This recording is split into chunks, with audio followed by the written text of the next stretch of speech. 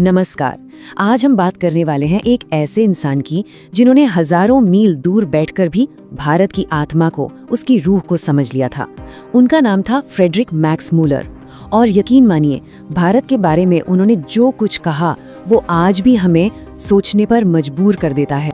और यही सवाल मैक्स मूलर की कहानी को इतना दिलचस्प बना देता है। सोचिए जरा, एक ऐसा इंसान जो कभी भारत की जमीन पर आया ही नहीं, लेकिन उसने पूरी दुनिया को भारत की महानता का पाठ पढ़ाया। है ना अजीब बात? चलिए इसी अनोखी पहेली को सुलझाने की कोशिश करते हैं।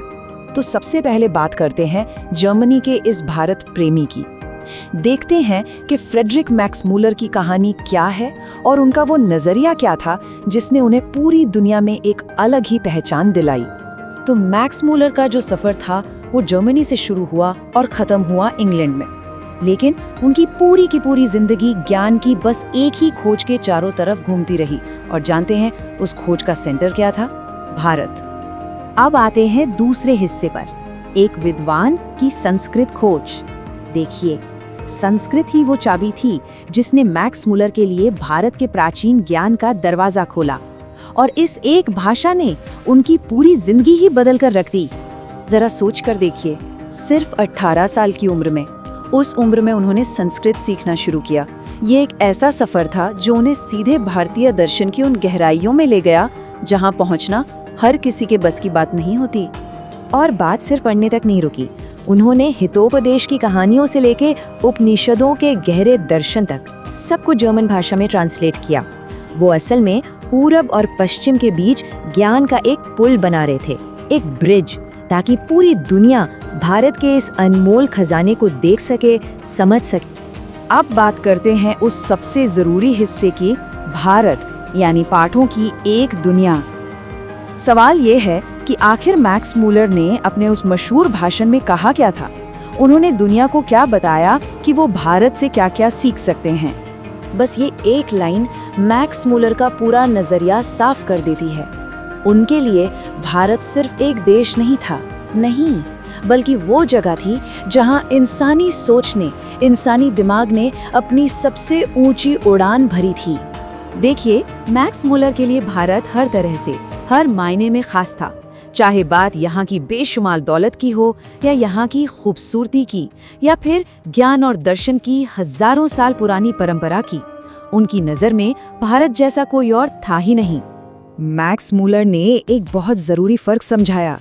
उन्होंने कहा कि देखो, एक भारत तो वो है जो टूरिस्ट्स को कलकत्ता और बॉम्बे जैसे बड़े बड़े शहरों में दिखता है, लेकिन जो असली भारत है वो तो गांवों में बसता है, जहां हजारों साल पुरानी परंपराएं आज भी सांस लेती हैं, आज भी जिंदा हैं। वो भारत घूमने की जगह नहीं, सीखने की जगह है। और अपनी बात को साबित करने के लिए उन्होंने कुछ ठोस उदाहरण भी दिए, जैसे कि गवर्नर जनरल वॉरेन हेस्टिंग्स को भारत में 172 डायरेक्ट सोने के सिक्के मिले थे। ये छोटा सा किस्सा ही ये बताने के लिए काफी है कि भारत की अमीरी कोई आज की बात नहीं है, बल्कि ये तो सदियों पुरानी हकीकत है। और फिर बात आती है संस्कृत की। मैक्स मूलर के लिए ये सिर्फ एक भाषा नहीं थी, नहीं, ये तो 3000 साल से भी ज्यादा पुरानी एक जीती जागती विरासत थी। एक ऐसी भाषा जिसने दुनिया की ना जाने कितनी और भाषाओं और विचारों को जन्म दिया। तो अब सवाल उठता है कि मैक्स मूलर के काम का असर क्या हुआ? वो सिर्फ एक स्कॉलर, एक विद्वान बनकर ही नहीं रह गए, बल्कि वो एक ऐसी हस्ती बन गए जिनका सम्मान पूरब में भी हुआ और पश्चिम में भी, दोनों ने उन्हें सराहा।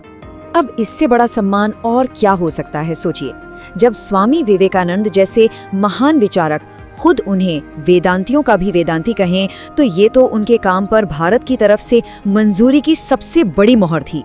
और ये सम्मान सिर्फ पूरब तक ही नहीं रुका, पश्चिम में भी इंग्लैंड की महारानी विक्टोरिया उनके काम से इतनी प्रभावित हुई कि उन्होंने भी उनके योगदान को पहचाना और उन्हें नाइट की उपाधि तक ऑफर कर दी।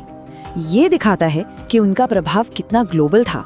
तो मैक्स मूलर की ये पूरी कहानी हमें आखिर में एक बहुत जरूरी सवाल पर लाकर छोड़ देती है। उन्होंने दुनिया को भारत से सीखने के लिए कहा था, है ना?